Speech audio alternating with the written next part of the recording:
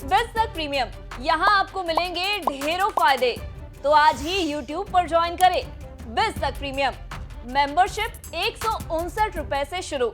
नमस्कार, मैं हूं आलोक जोशी और आप देख रहे हैं बिज अड्डा। और बिज अड्डा में आज हम बात करेंगे शेयर बाजार के भविष्य की। और शेयर बाजार का भविष्य मतलब वो कौन सी कंपनियां हैं जिनमें आगे पैसा बन सकता है और वो कौन सी कंपनियां हैं जिनमें पैसा बन चुका है। और ये हम नहीं कह रहे हैं, जेफरीज इंटरनेशनल ब्रोकरेज है जानी मानी, और उसकी एक रिपोर्ट आई है और वो कह रही है कि अब इंडस्ट्रियल्स में तेजी का रुझान दिख रहा है। और इंडस्ट्रियल कंपनीज में जो स्टॉक्स हैं वो भी गिने चुने हैं। उनका कहना है कुछ ही कंपनियां हैं जो इंडस्ट्रियल स्टॉक्स कहलाती हैं।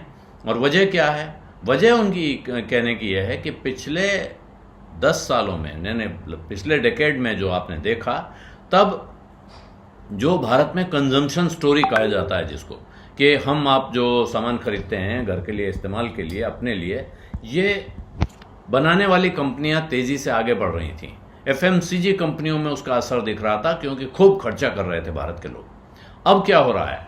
आज की तारीख में फर्क हो गया है कि अब कैपिटल एक्सपेंडिचर बढ़ता दिख रहा है। खास तौर पे सरकार ने भी बढ़ाया है और प्राइवेट कंपनियां भी अब कैपिटल एक्सपेंडिचर पे जा रही हैं। उनका कहना है कि कैपिटल एक्सपेंडिचर बढ़ना यानी सरकार जो नई चीजें बना रही है, इंफ्रास्ट्रक्चर खड़ा कर रही है, साथ में प्रॉपर्टी सेक्टर में भी तेजी का रुख दिखाई पड़ रहा है। और इसकी वजह से अब केपेक्स साइकिल में तेजी के असर, यानी कैपिटल एक्सपेंडिचर का साइकिल तेज होगा। यानी ज्यादातर पहले सरकार करती है, फिर लोग कर रहे हैं, प्राइवेट सेक्टर की कंपनियां करेंगी, नई मशीनरी खरीदेंगी, नए प्लांट लगाएंगी, नई इमारतें खड़ी करेंगी। तो ये सब जो है इसको कैपिटल एक्सपेंडिचर कहा जाता है। और अब ये लगभग उसी तरह की स्थिति है जैसे पिछले दशक में एफएमसीजी कंपनियों में जिसका असर देखा गया। जब कंजम्पशन का जो बूम आया उसकी वजह से एफएमसीजी कंपनियों में ज़बरदस्त तेजी दिखाई दी। और अब अगर ये कैपिटल एक्सपेंडिचर बढ़ रहा है तो वो कंपनियां जो नए प्लांट बनाती हैं, नई मशीनरी बनाती हैं, इस तरह की कंपनियों को भारी लाभ होने के आसार हैं। कुछ कंपनियां जो उन्होंने नाम लिए हैं खास तौर पे सीधे सीधे, एक तो वो इंडस्ट्रियल सेक्टर को ओवर रेट रेटिंग उन्होंने कंटिन्यू की है, पहले ही दे रखी थी, उसी को वो बढ़ा रहे हैं।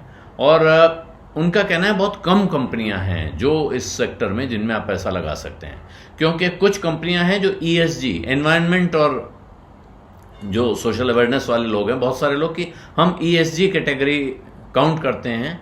जिन कंपनियों पे ऐसा कोई भी सवाल उठे कि साहब एनवायरमेंटल गड़बड़ी करते हैं, किसी तरह की वहाँ जो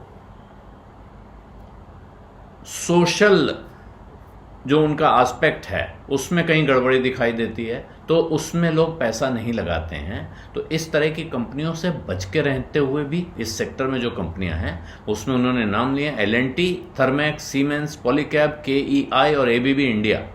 करें इनमें से ज़्यादातर की री रेटिंग के आसार दिखाई पड़ रहे हैं, क्योंकि जो आप इसका भाव समझते हैं उससे ज़्यादा अब इनका भाव होना चाहिए। और ये री रेटिंग की कहानी कहाँ से आ रही है?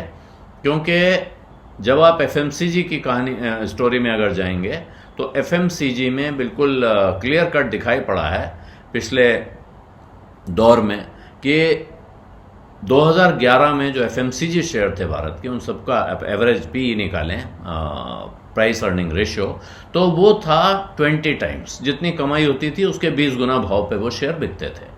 आज की तारीख में ये 50 गुना पहुंच चुका है, यानी वहां से 2.5 गुना उन शेयरों में सीधे बढ़त सीधे रास्ते से हो चुकी है। और अगर उनकी कमाई बढ़ी है तो और ज़्यादा हो चुकी है।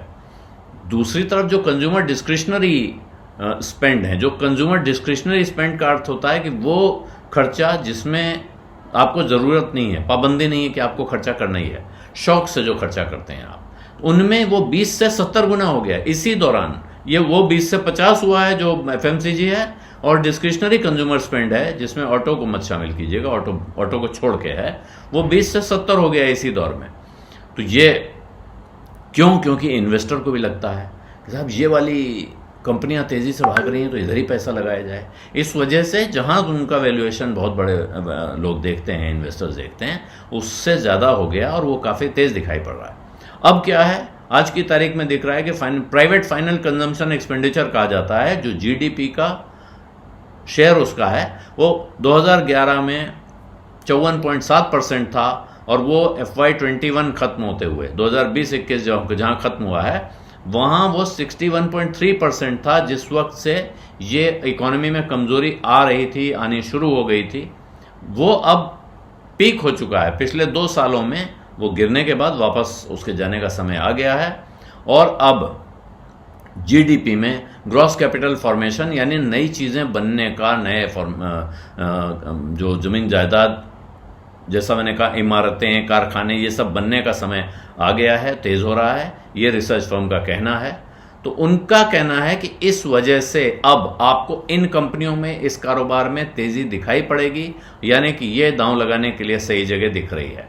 बिल्कुल क्लियर कट जेफरीज की तरफ से रिपोर्ट है, जिसमें नाम भी लगाए, कंपनियों के नाम भी दिए गए हैं, और वो उन्हें लग रहा है कि ये आज की तारीख में उसी तरह का सेक्टर है जैसा अब से 10 साल पहले अगर आप पैसा लगाते तो FMCG था। वहां लोगों ने बहुत पैसा बनाया। हालांकि ये नहीं कह सकते हैं कि आज भी वहां पैसा नहीं बनेगा, लेकिन इस वक्त यहां इंडस्ट्रियल सेक्टर में उनको ये उम्मीद दिख रही है कि यहां से अब इनके लिए आगे का रास्ता बहुत अच्छा होने जा रहा है।